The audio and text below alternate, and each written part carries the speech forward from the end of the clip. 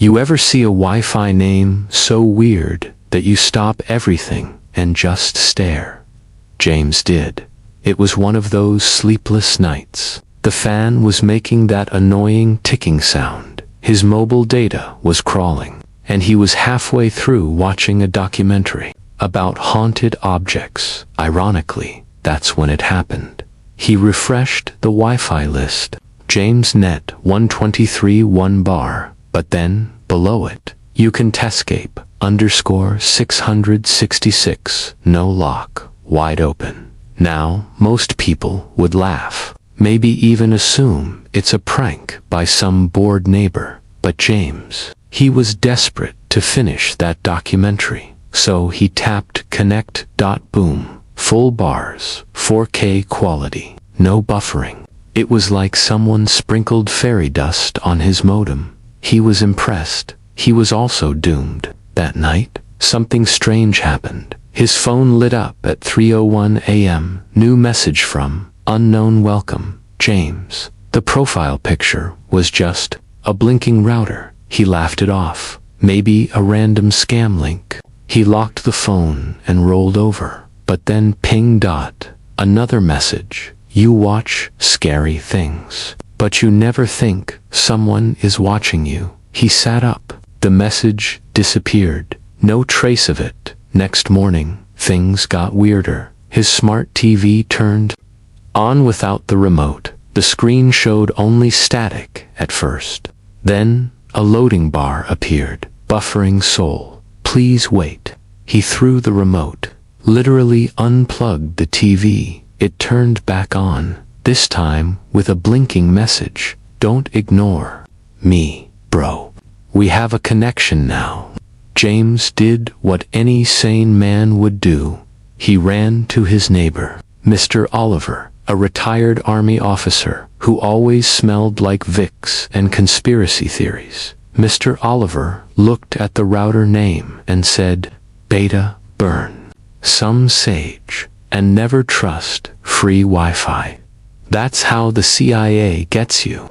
James smiled politely and went back. Not because he believed in ghosts, but because Mr. Oliver believed in everything that night. The toaster burned a skull into his bread. The coffee machine made gurgling noises in reverse, and his microwave turned itself on for 6 minutes and 66 seconds. He took all his devices to a technician. The guy examined his router and said, Sir, this model is outdated. It's not even manufactured anymore.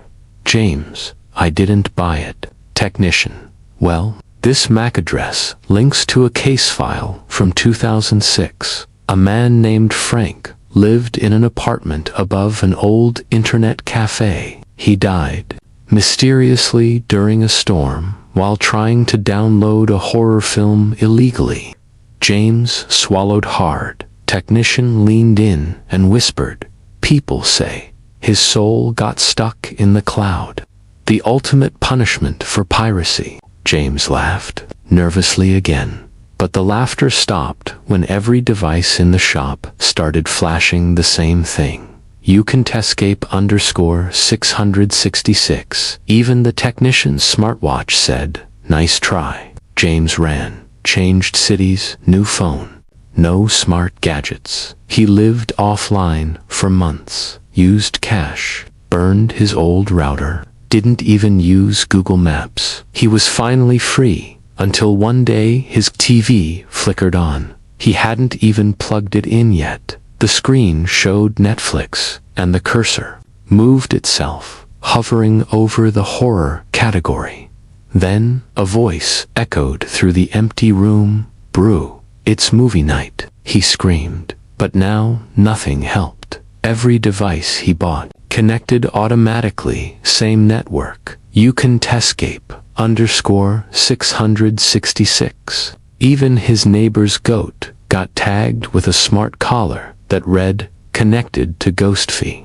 Eventually, James gave up, started talking to the ghost. They watched movies together, chatted about politics, even played Ludo on the smart fridge Mirage. That's what the ghost called himself. Said he had been stuck in the digital realm for years. People used to summon demons through rituals, he said.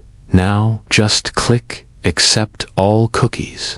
But Miraz had one request. Don't delete the Wi-Fi history. It's where I live now.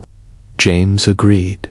Everything was peaceful until one day, a technician, friend of James's, came over and reset the router. The name changed. Miraz went silent. The lights flickered. TV cracked. A message appeared in red. Congratulations. You have successfully disconnected your lungs. He just sighed.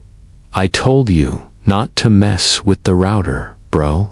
Now, every Friday at 3 a.m., James goes live on YouTube. He tells people about Miraz, the ghost, who offers free Wi-Fi. Don't connect unless you want Miraz binge watching your memories like their episodes on Netflix. And if you hear this sound, buffering soul, please wait. It's already too late.